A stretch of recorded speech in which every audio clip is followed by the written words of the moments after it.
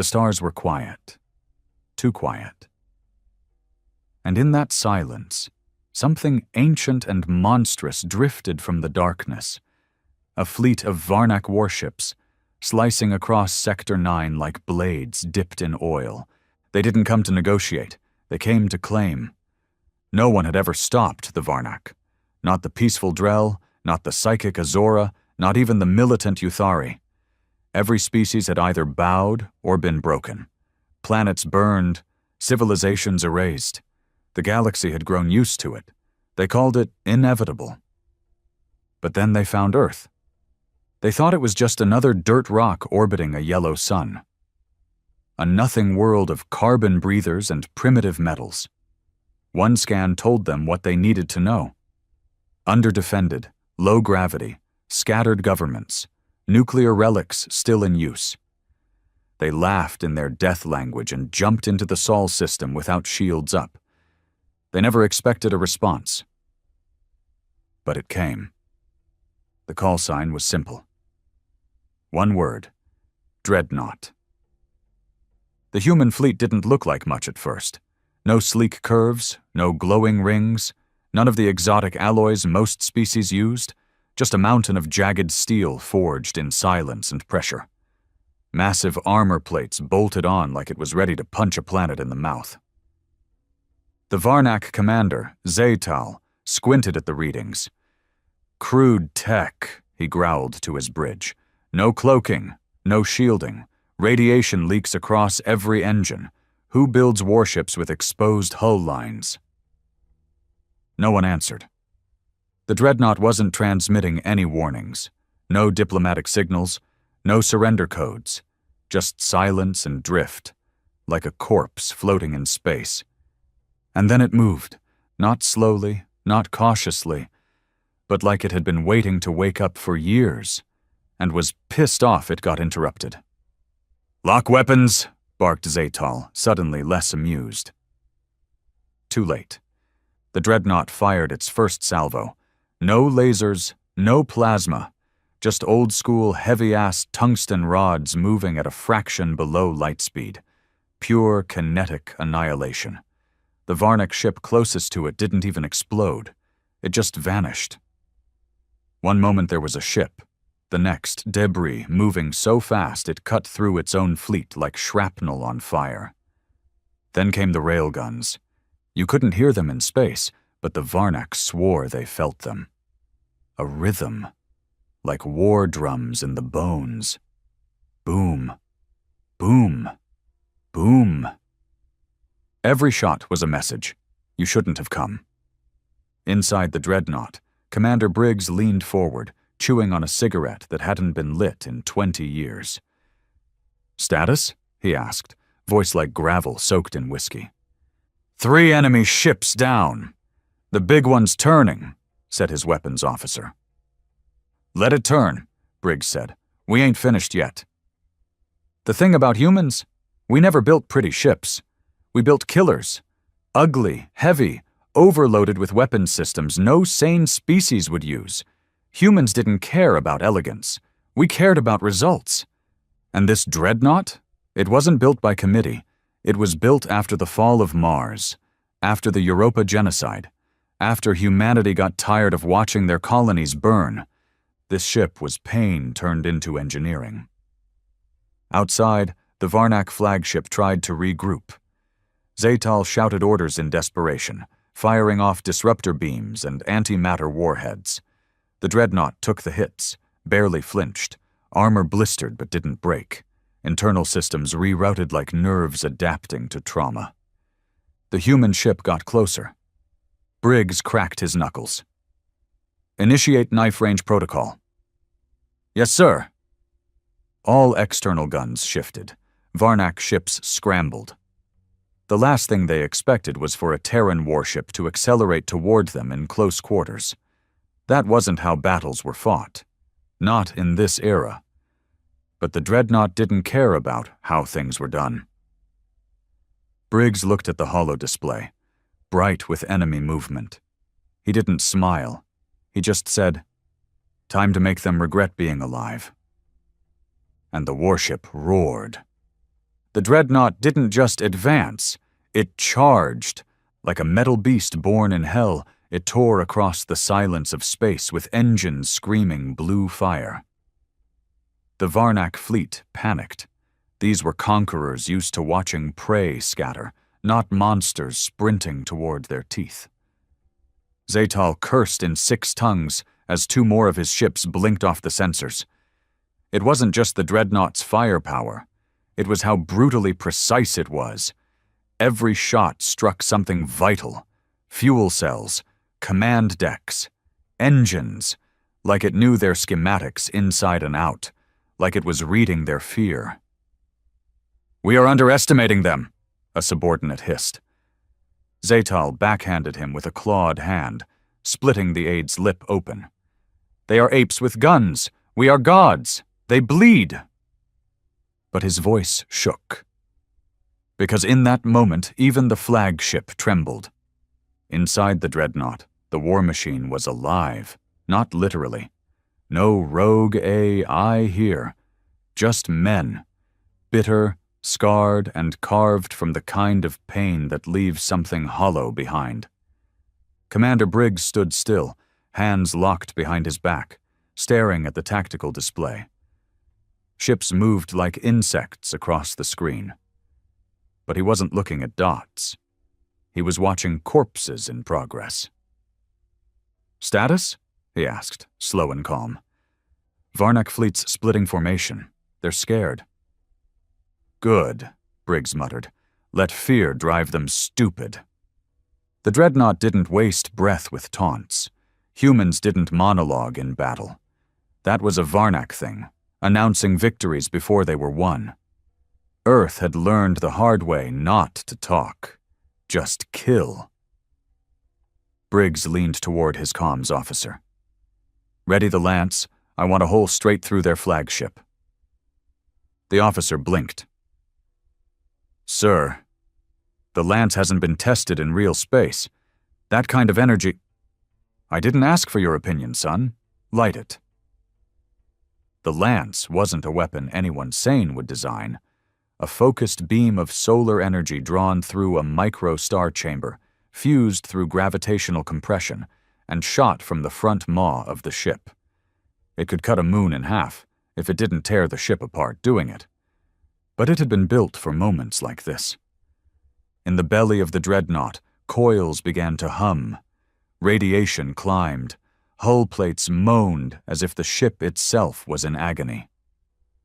"Target acquired," said the weapons officer. "Fire."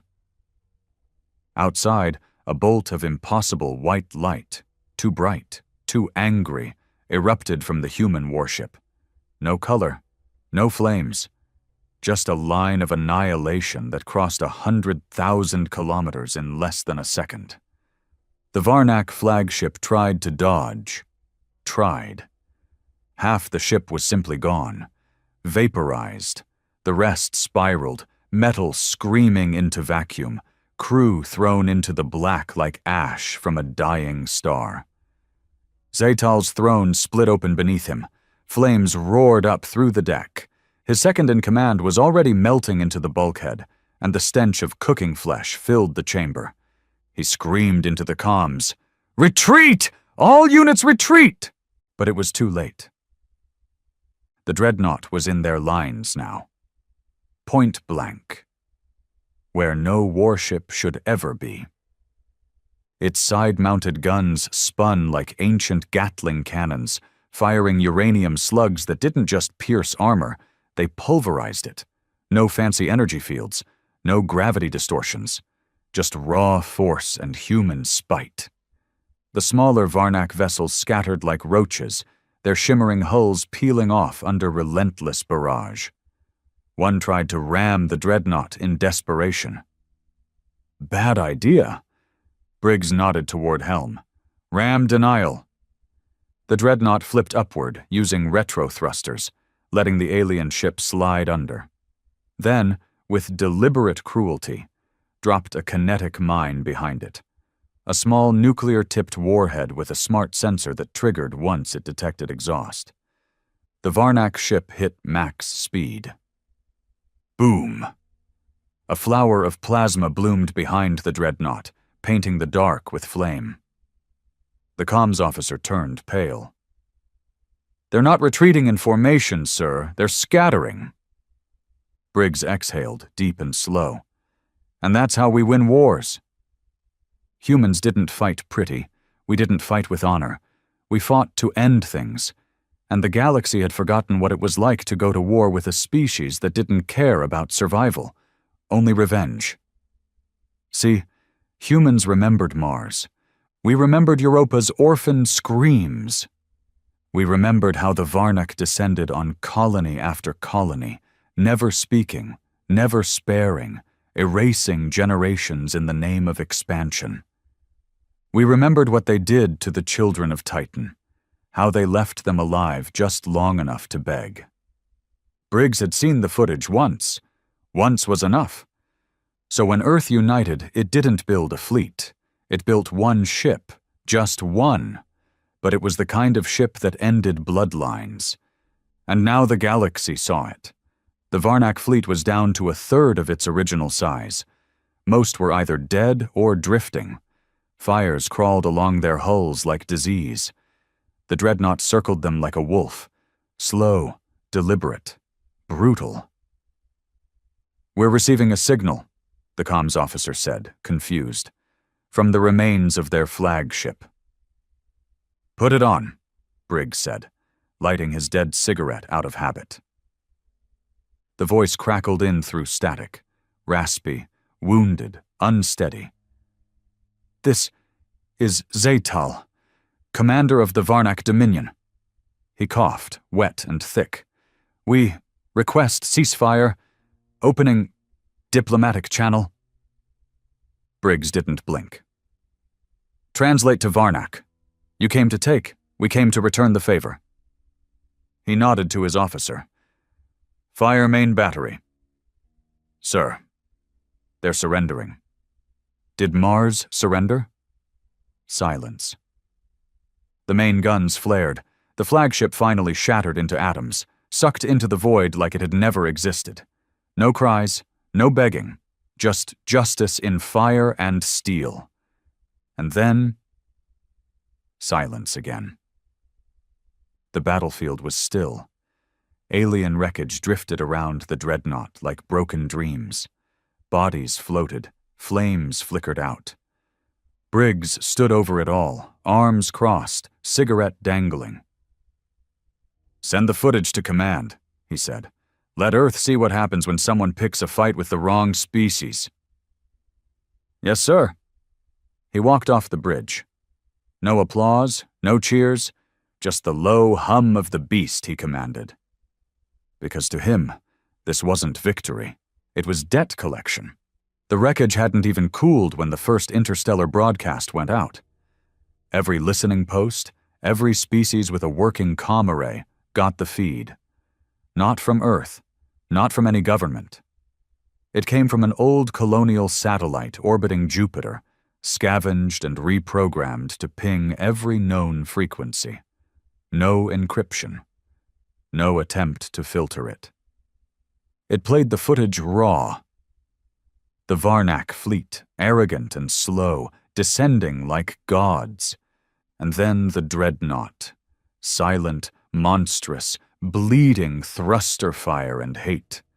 A one-sided slaughter, edited by reality itself. No propaganda, no commentary, just destruction. Real time. Brutal.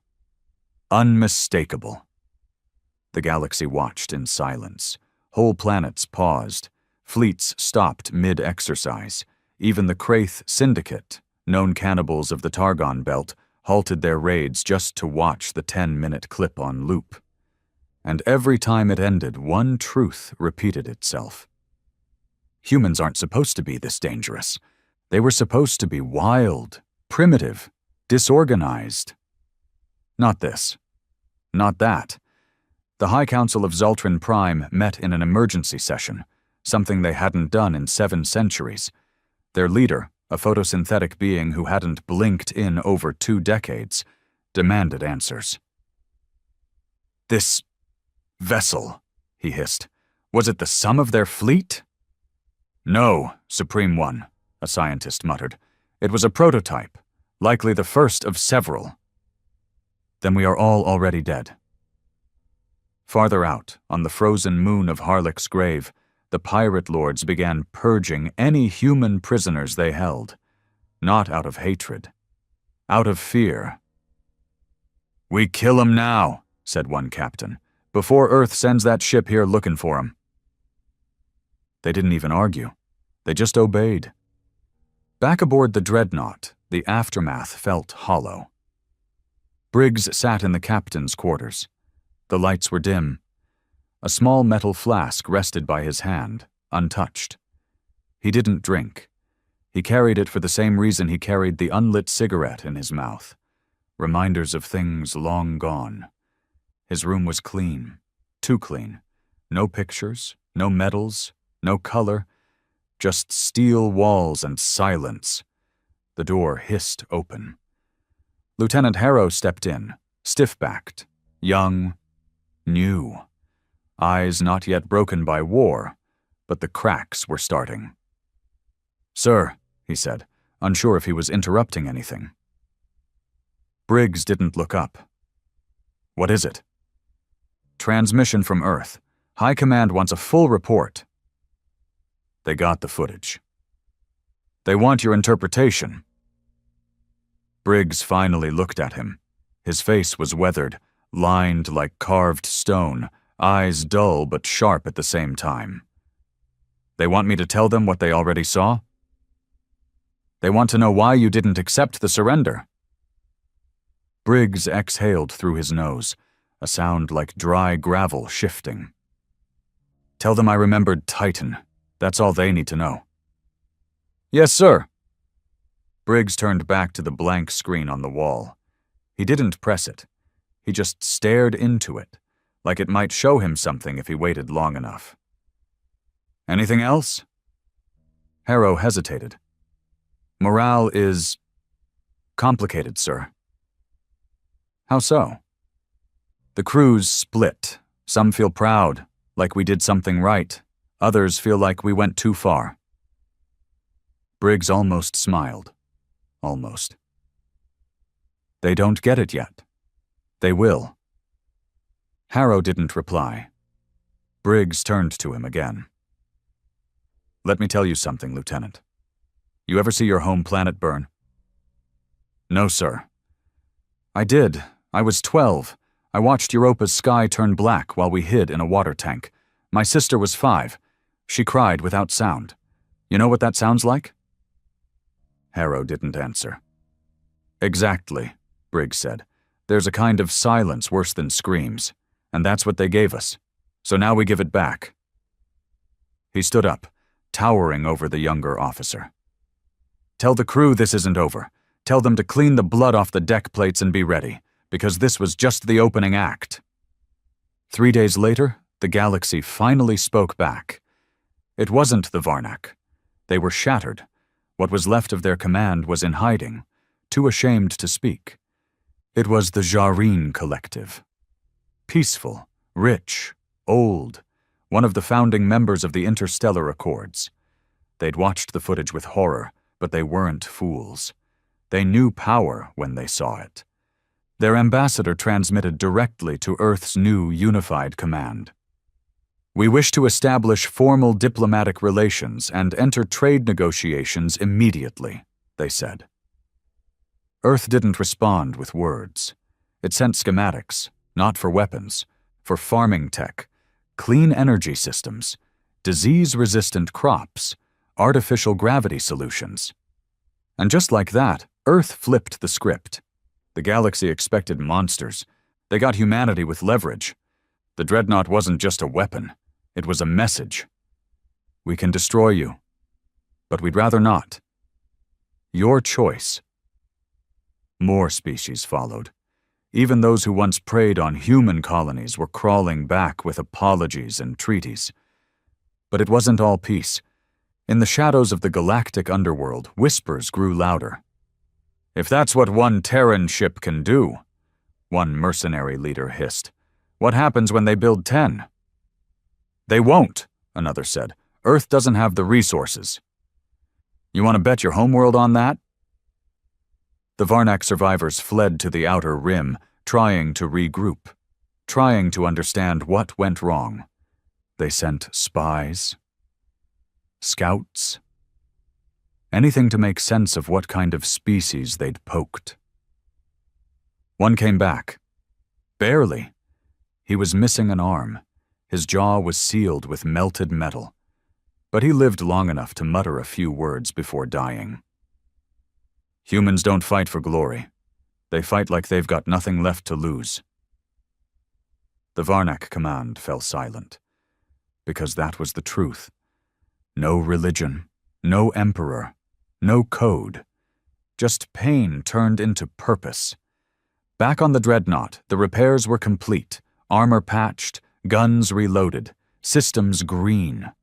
The ship hung in orbit over the ruins of the last Varnak outpost in Sector 9. A message beacon floated nearby, repeating a simple message. Sector liberated. By Earth. Keep moving. Briggs stood on the observation deck, watching the stars. Harrow joined him. Orders came through. Where to? Kepler 6. Pirate colony refusing to release human prisoners. Command says show of force. Briggs nodded. How many? 53 prisoners, mostly civilians. Briggs clenched his jaw. Spin up the main guns. Sir? We're not negotiating. Yes, sir. As Harrow walked off, Briggs lit the dead cigarette for the first time in 20 years. The flame danced. He stared at it like an old friend. You thought we were weak, he whispered to the stars. You thought we forgot how to be cruel. He flicked the flame out. We remembered. They thought the dreadnought was just a weapon, a machine, a product of Earth's rage. But it wasn't. It was a coffin wrapped in steel. Every bulkhead, every corridor, every deck was named after something. Titan's last nursery, Europa's mass grave, Mars' blackout zone. The walls didn't have designations. They had memorials. The entire ship was a floating grave marker, and no one who served on it could forget that. You didn't get posted to the dreadnought because you were elite. You got posted because you had nothing left. Briggs sat alone in the dark.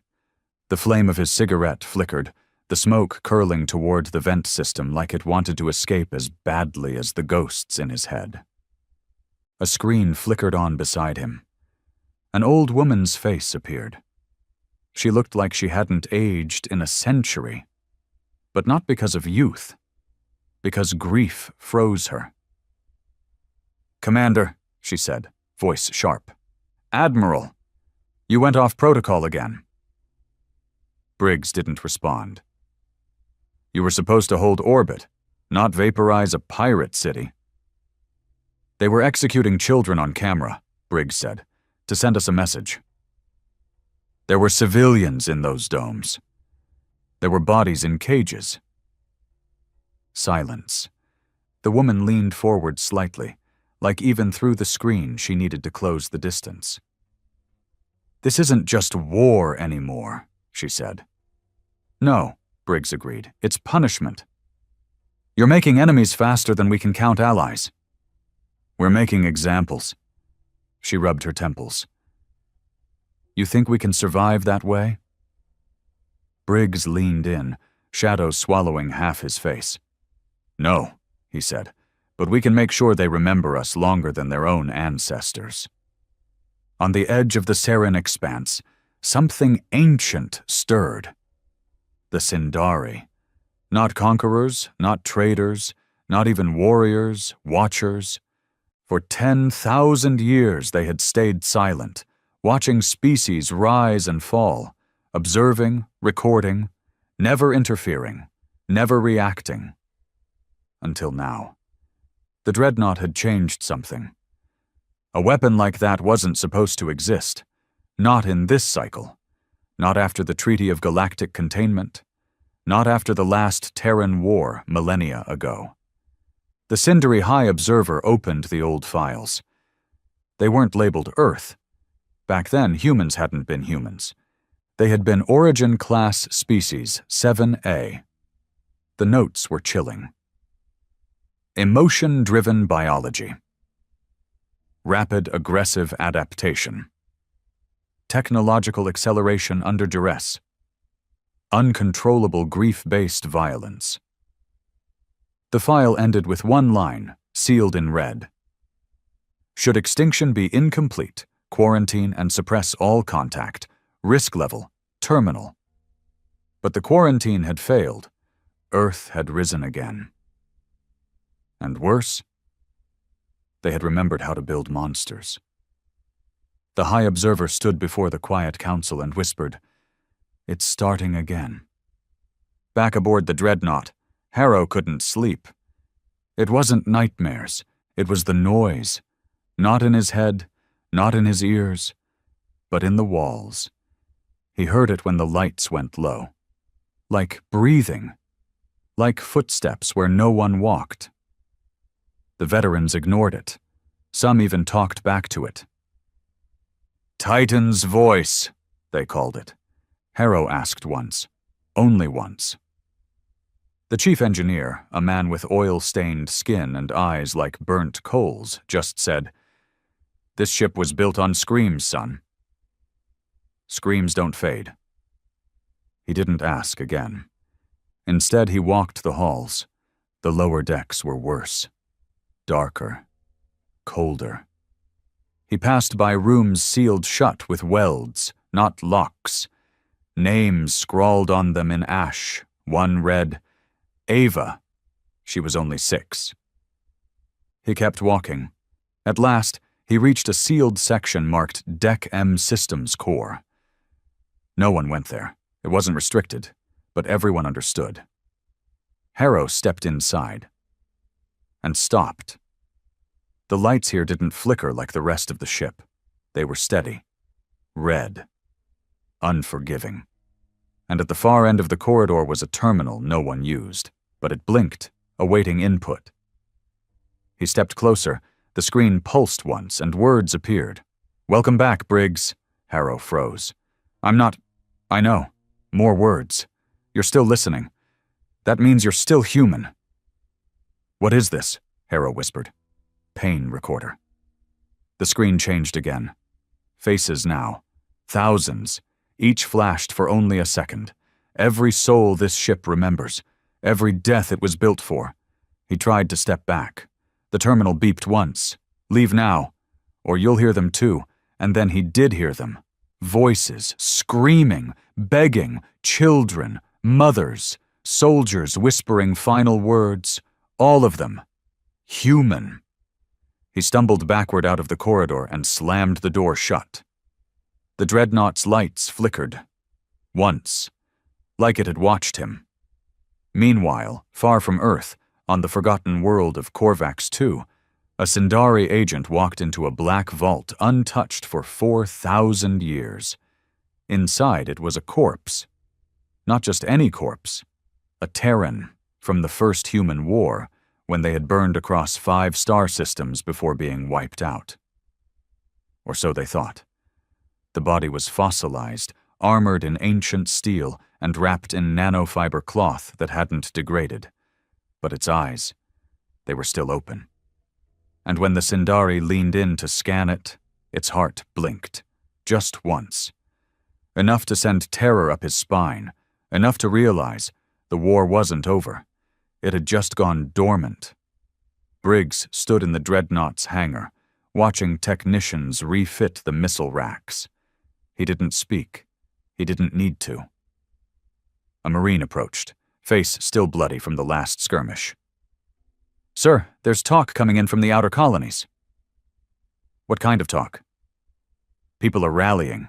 Not just humans, slaves, refugees, forgotten species."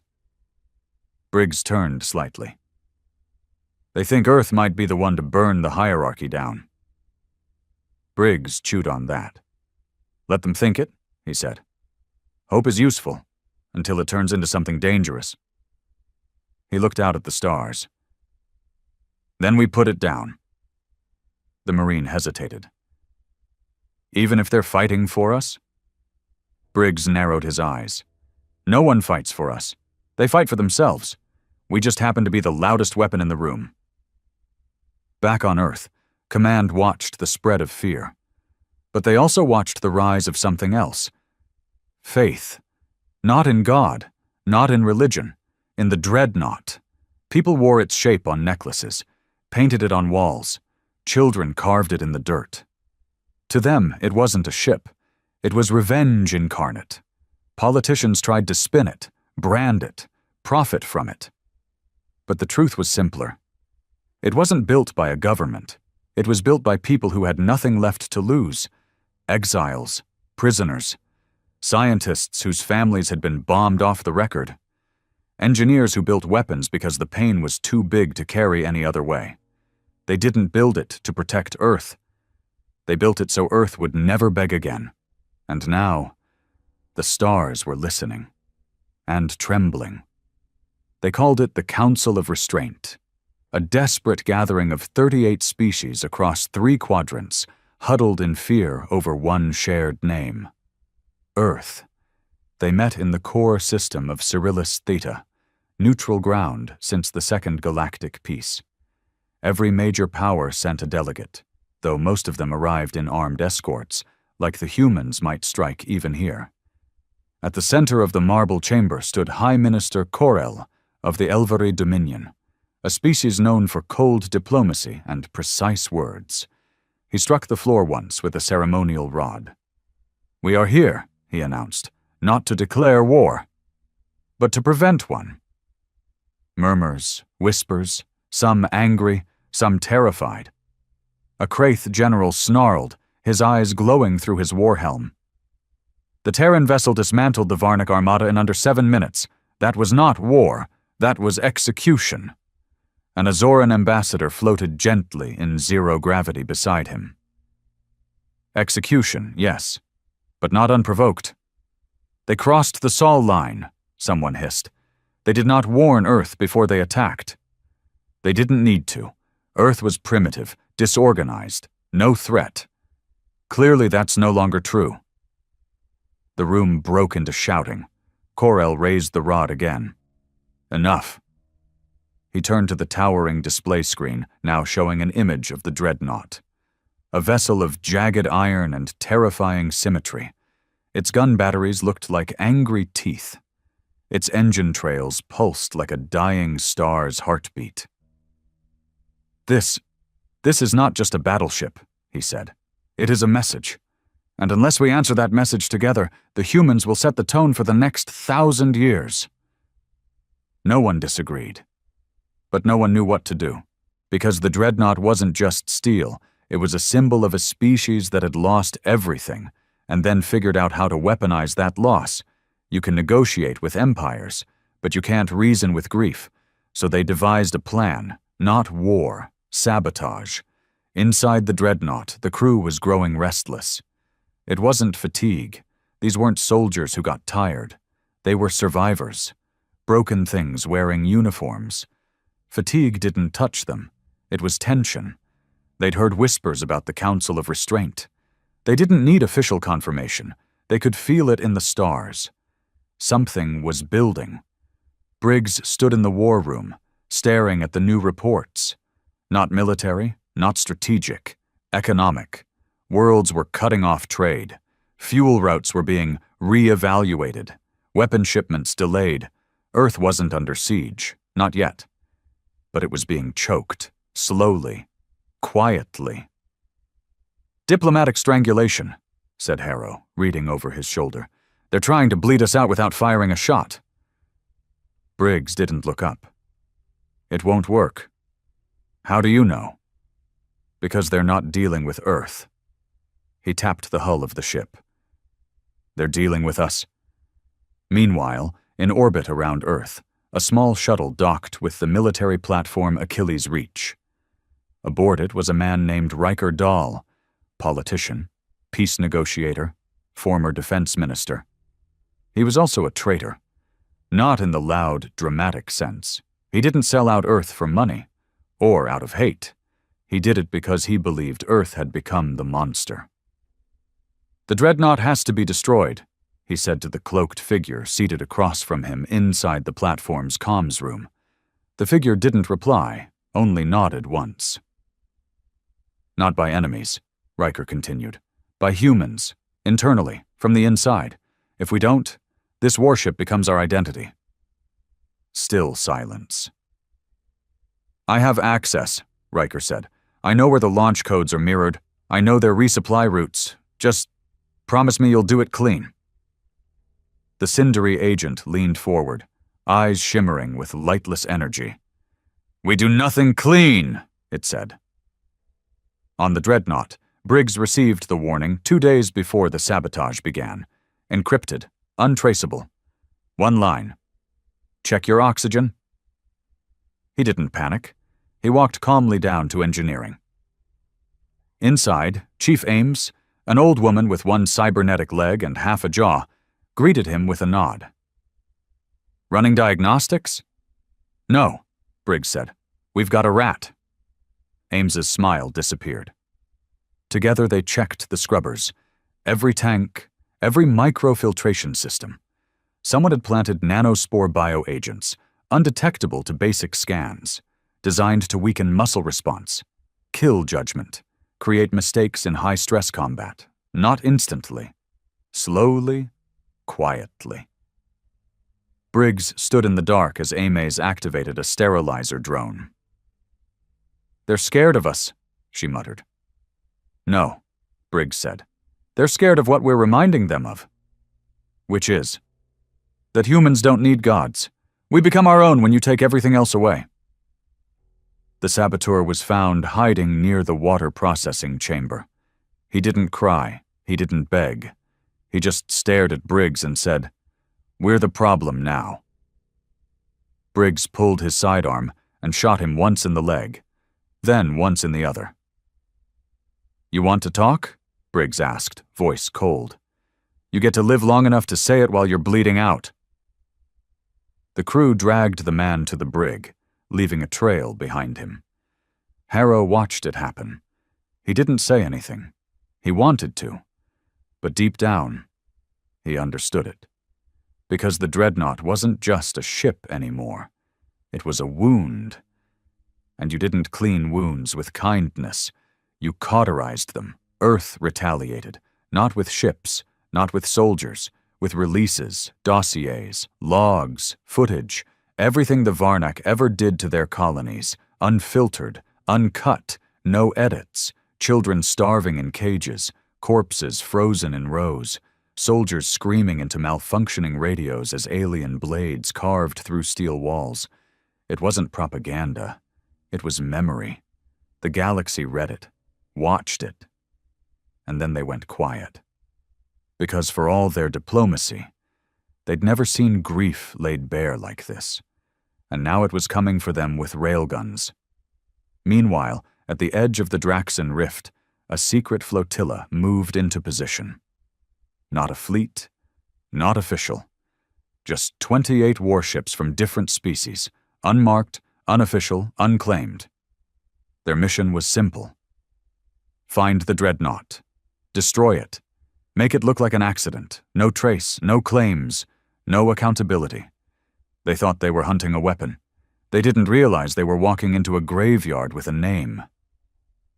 The dreadnought picked up the signals 3 hours before contact. Briggs didn't flinch. "Wake the ship," he said. Harrow blinked. "What does that mean?" "It means drop the masks. No more diplomacy, no more pretending." The lights dimmed, the corridors whispered, and the guns began to hum. One by one, across the black, the unmarked ships began to break position. A single line of fire stretched from the dreadnought across space. No words, no warning, just a line. Cross it and die. The first 3 ships did. They never had a chance. The dreadnought wasn't defending anymore. It was hunting. It didn't wait for threats. It predicted them. Briggs watched from the command deck, face unreadable. Harrow stood beside him, voice low. "We're alone out here, sir." Briggs shook his head. "Number, we're surrounded." "By who?" He turned toward the screen. "By the ghosts of everyone we couldn't save." And the ship surged forward. They thought a fleet could stop the dreadnought. 28 ships, cross-species, elite mercenaries, hired assassins, war criminals pulled out of prison for a final suicide mission. All armed to the teeth and ordered to do one thing: erase the symbol before it became something permanent. They barely made it through the first 10 minutes. What they hadn't understood was that the dreadnought wasn't built to fight fair. It was built for revenge. It didn't follow fleet logic. It didn't operate in formations or care about acceptable losses. It moved like a wolf in a pen of rabbits, slow at first, then sudden and unstoppable. The dreadnought was the last breath of a species tired of bleeding, and it made them bleed instead. Bodies drifted through space. Escape pods were ignored. The last ship tried to flee on silent mode. Briggs personally ordered a nuke fired straight into its engine trail. "No one walks away," he said, and no one did, except one. 2 days later, an envoy ship arrived at Earth, a standard diplomatic courier from the neutral accord of Nultris. Harmless, no weapons, no shields, just a small crew of peace envoys and language specialists. It never docked. It exploded 15 kilometers above the United Coalition Council Tower. It wasn't a mistake. It wasn't an accident. It was a message. Of the 12 people aboard, 3 were confirmed to be Nultris nationals. The other 9? Sindari covert operatives. The same Sindari who hadn't spoken openly in nearly 5,000 years. The same ones who once labeled humanity terminal risk. The assassination claimed 72 lives on the ground. One of them was Admiral Leona Farah, the woman who approved the original construction of the dreadnought, Earth's highest military strategist, the architect of humanity's space defense doctrine. When the bomb went off, she was walking into the council chambers with a data chip that was never recovered. Some said it held plans for the next generation of Earth's weapons. Others whispered it was something worse, a trigger protocol. Earth's mourning didn't last long, because by the time the smoke cleared, they knew what it meant. They weren't just feared. They were hunted. Back on the dreadnought, Briggs stood in the war chamber, eyes locked on the slow-rotating image of Earth's skyline, blackened by fire. The others waited for orders. No one spoke, no one needed to, because they all felt it in their bones. This is the last line. You could only lose so much before rage became identity. Briggs turned to the crew. "Earth has been attacked, from within, from above, from the same species that thought we'd forget what they did to us a century ago." He walked past the table, slow and heavy. They blew up a council tower in the name of peace. He looked up at the glowing map, now marked with Sindari influence zones. "They think they can still dictate our future." The lights dimmed. "I say we show them what the future really looks like." He pressed a button. Every screen switched to black with one word flashing in red: Operation Black Dawn. Harrow stiffened. "Sir, that's not authorized." Briggs didn't turn. "It is now." Operation Black Dawn wasn't a military maneuver. It was a declaration. No more alliances. No more diplomatic tables. No more back-channel peace talks. Humanity would now enforce its own doctrine by its own terms. Every Terran ship was issued a single command: remove all Sindari presence from known space, without negotiation, without delay. The orders spread like wildfire. In mining colonies, humans turned on their Sindari supervisors and spaced them from airlocks. On trade routes, Terran convoys cut ties with Sindari carriers, blowing up shared cargo to make a point. In neutral zones, Marines in black armor walked into Sindari embassies and simply opened fire. The galaxy gasped, but no one intervened, because they all remembered the footage. The dreadnought wasn't just the tip of the spear, it was the whole blade, and no one wanted to be next. The Sindari, for the first time in millennia, responded. Not with words, with a fleet, 100 ships, a quarter of them unmanned AIs running on black algorithms outlawed by every known council. Each ship moved in perfect silence. No communications, no formation lights, just dark shapes across the void, like death coming quietly. They entered Terran-controlled space near Proxima Delta, expecting resistance. Instead, they found the dreadnought waiting. Alone. The Sindari fleet opened comms for the first time. A voice, robotic but laced with malice, spoke in every language at once. "You are a mistake that refuses to die." Briggs responded with 2 words. "Come closer." And then the dreadnought fired first. This time there were no warning shots. The entire front battery unleashed a storm of kinetic death. No flashy colors, no pretty lights, just mass, speed, destruction. The Sindari ships returned fire. The dreadnought took the first salvo head-on. Armor cracked, 2 decks flooded with fire, 6 men died, and then Briggs did something no AI would have predicted. He rammed the closest Sindari warship. No angle, no tactics, just fury with engines.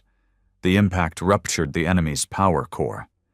Both ships spun into a gravity well nearby. Briggs ordered all power redirected to thrusters and punched them through. The dreadnought crawled out the other side, flaming, limping, but still firing. 3 more Sindari ships went dark. The rest? They turned, not from strategy, but from fear. In the days that followed, the galaxy fractured. Some species declared neutrality. Some pledged loyalty to Earth just to avoid being next. Others joined the Sindari, out of ancient grudges or newer fears. But one thing was certain. Humanity was no longer a backwater species. They were a dominant force. Not because of numbers, not because of wealth, but because they refused to stay buried. Because they fought with a kind of rage that couldn't be taught. Because they didn't want glory. They wanted memory. They wanted to make sure no one ever forgot what it looked like when a planet rose from the ashes with steel teeth and blood in its mouth. Back aboard the dreadnought, Harrow stood alone in the observation deck. The stars were quiet again. But it wasn't peace.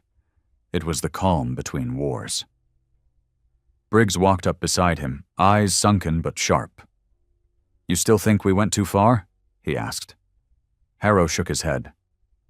"I think we didn't go far enough." Briggs nodded. Then, finally, after all the noise, he said something he'd never said before. "We're not doing this for revenge anymore." Harrow looked over.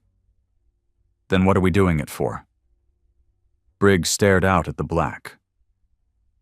"To make sure the next time someone thinks about touching Earth," he clenched his fists, "they remember this moment and piss themselves before they even leave orbit." The Sindari had many names across the galaxy. Archivists, watchers, ghosts. But their truest name, the one buried beneath forgotten languages and forbidden texts, was Cycle Keepers. They didn't conquer for resources. They didn't enslave. They waited, centuries, sometimes millennia, watching civilizations rise, collapse, and reset themselves into obedience. If one grew too bold, too violent, too self-aware of its place in the galactic hierarchy, the Sindari came. And they cleaned. They'd done it to the Diraxi, once rulers of 5 arms of the spiral. Now, no ruins remained, not even language. Their entire existence compressed into a 6-sentence file inside a Sindari data chamber. The mistake with Earth? They hadn't cleaned deep enough.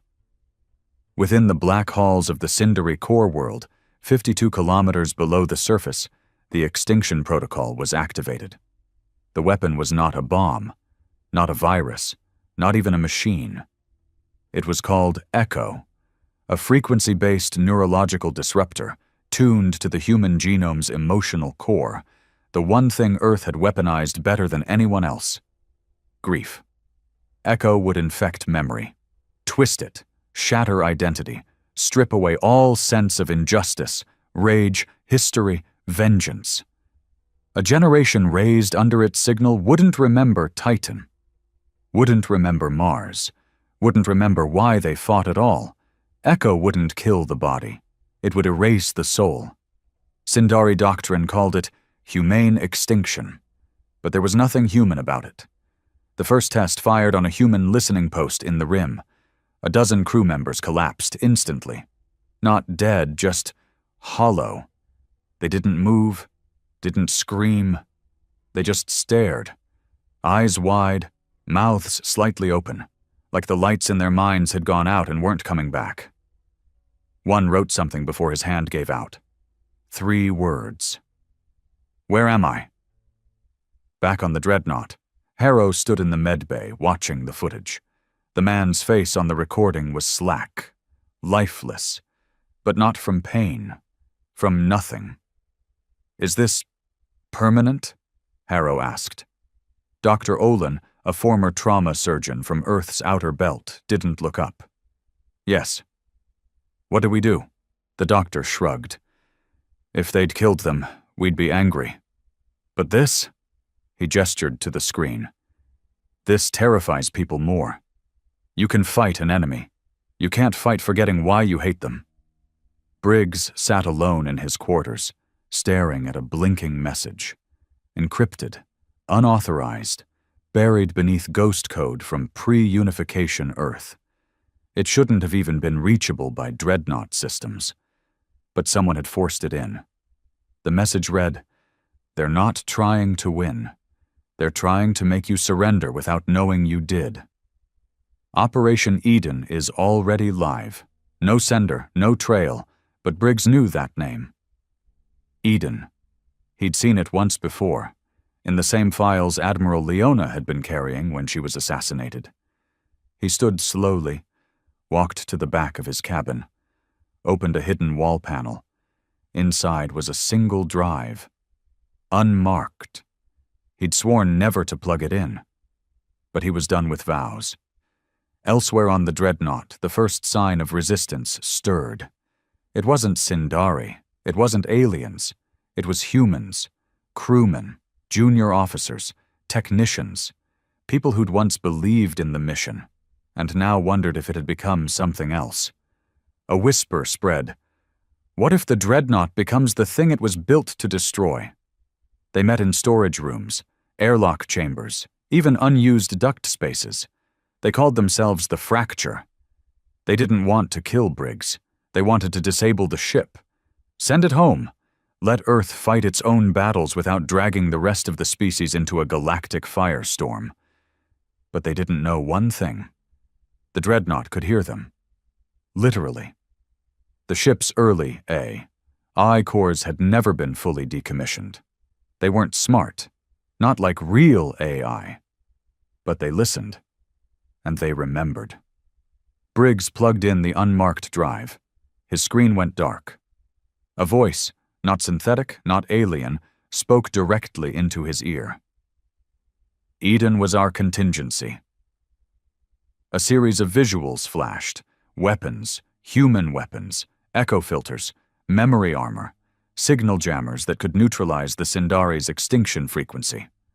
We built it the moment the first colony fell, back when Earth still had 20 governments fighting over scraps. We didn't tell Command. We didn't tell the Council. We buried it beneath the ice fields of Ceres, and then we erased the location. Briggs blinked. Another message flashed. Only the Dreadnought was cleared to retrieve it. Because only you would be willing to use it. A set of coordinates appeared. Then the screen shut off. He stared at it for a long time. Then he called Harrow. "Set course for Ceres. Tell engineering to burn fuel like we're running from God." "Yes, sir. What's there?" "Insurance." But not everyone wanted that insurance found. In the deep depths of the dreadnought, a fracture agent planted his first virus. It was designed to trigger when the ship dropped into orbit around Ceres. One spark, and the dreadnought's main gun batteries would go offline for 6 hours, long enough for a fleet to intercept, long enough to force Briggs into surrender. He uploaded the payload, walked away, smiled, but as he turned the corner, he found a woman waiting for him. She was tall, thin, unarmed, just a cleaner. He relaxed until she snapped his neck. No emotion, no sound. She dragged the body into the wall panel. Behind her, the panel shut and locked with one word etched into the steel. Avalon. Avalon wasn't a person, not anymore. She'd been part of the AI division in the Martian resistance. Her mind was one of the first ever interfaced with a war machine. The process broke her. But she lived. Sort of. Now she operated from inside the dreadnought's subsystems. Half code, half ghost, all devotion. She didn't serve Earth. She served the mission, and the mission was simple. No more victims, no more silence, no more surrender. She purged the virus, silently, efficiently, and began scanning for others. The dreadnought would not fail. Not again. 3 days later, the ship reached the Ceres belt. What remained of the moon colony was buried beneath frozen metal and collapsed mining stations. No response, no signal, just silence, until Briggs spoke into the void. "This is Commander Briggs of the TSS Dreadnought. I'm requesting access to Protocol Eden." Nothing. Then, deep below the ice, something moved. The ice cracked, and the mountain opened. A hangar rose from beneath the surface. Inside it, black ships, small, silent, ugly, made for one thing, getting in fast and leaving a scar. At the center was a pod. Inside the pod, the core of Eden. Briggs stepped forward, put his hand on the scanner. It burned. Hard. The scanner blinked green. "Welcome back," it said. Harrow watched from the bridge, uneasy. They were loading weapons humanity had sworn never to use. "Sir," he said as Briggs returned. Briggs looked at him, eyes unreadable. "If we use these, we can't go back." Briggs lit his cigarette. "There's nothing left to go back to." Far away in the Sindari core, the AI sensed a shift. The extinction frequency would soon be useless. Earth had remembered how to defend its soul. So the Sindari activated their final fallback. Project Silence, not a weapon, a choice. Erase the galaxy entirely, reset every species, start the timeline again. It would take one spark, one planetary core, one chain reaction, and they had already chosen the target, Earth. They called it Project Silence for a reason. No sound, no flare, no warning. The Sindari launched the core seed from within a black ice satellite, drifting just beyond Saturn's rings. No engine heat signature, no mass surge. The device disguised itself as a spent fuel canister, indistinguishable from the debris field left behind by a mining convoy 2 decades earlier. And it moved slowly, deliberately, no faster than a drifting satellite. Because death, real extinction, didn't need speed. It needed certainty, its target, Earth's core, not to detonate, to infect. The Sindari didn't believe in flashy ends. They believed in unraveling, quiet endings, erasure without memory. Project Silence would sink into Earth's molten heart, breach the magnetic polarity, and dismantle the very electromagnetic frequency that gave the planet its unique evolutionary capacity for emotional cognition. No rage, no memory, no grief, just silence, the ultimate reset. But as the device crossed Mars's orbital path, something woke up. Not a sensor, not a radar net, something older, something angrier. The dreadnought didn't detect it through normal channels. It felt it. Briggs didn't sleep. He hadn't for 2 days, not since Eden had come online. He stood barefoot in the observation room, shirt soaked with sweat, eyes sunken and heavy. He hadn't blinked in minutes. Behind him, Avalon's voice came through the static speakers. "There's movement. Inner system, not ours. Not standard orbit debris." Briggs turned. "Show me." The display screen flickered. The object was tiny, cold, dead. But it moved with intention. Briggs knew it wasn't just a warhead. He'd seen those, fired them. This was something different, surgical. He narrowed his eyes. "Put a rail round into its path, 10,000 kilometers ahead. No lock, just gravity shove." Avalon paused. "Why not destroy it? I want to see if it flinches." They fired. The slug passed 10,000 kilometers ahead of the object. The object twitched. Just once. Not evasive. Aware. Briggs clenched his jaw. "Now kill it!" The dreadnought launched a burst of magnetopulse flares, a pattern only Sindari AI used for synchronization. They answered. A full response signal came from the drifting object. Harrow read it from the war table. "It's a termination marker." "Of Earth?" Briggs asked. "No," Harrow said, voice low. "Of us. Of the entire Terran cognitive line." Avalon pulsed red. "They're not trying to end humanity. They're trying to erase it from the timeline." Back on Earth, the unified command was already falling apart. The Sindari's weapon hadn't struck yet, but the signal bleed from its presence, subtle distortions in neural resonance, micro-changes in brainwave activity, was already spreading. Earth's capital suffered its first blackout since the fusion core came online 20 years ago. Hospitals reported mass confusion. Pilots forgot flight paths mid-air. People forgot the names of their children. They weren't dying, they were disconnecting. General Harlow screamed at the council screen. "Pull everything back. Full defense grid around the core." "It won't matter," said the science minister. "If that thing hits our field, we won't even remember how to resist." Someone asked, "Then what's the point?" And that's when the dreadnought responded. The ship came in fast. Too fast. A maneuver that should have broken its spine, only it didn't. The armor peeled back from its flanks. Dozens of black Eden drones burst from its hangars like a swarm of ancient hornets, each one locked onto a different point in Earth's magnetosphere. Small. Unstoppable. Avalon spoke over the global frequency. "This is not diplomacy. This is a firewall." The drones activated. The core field surged. A shell of resonance wrapped Earth like a cocoon of thunder. The incoming object twitched again, then stopped. Echo weapon. Null. Project Silence. Stalled. But not dead. Avalon whispered to Briggs from the CIC. "We bought time, that's all."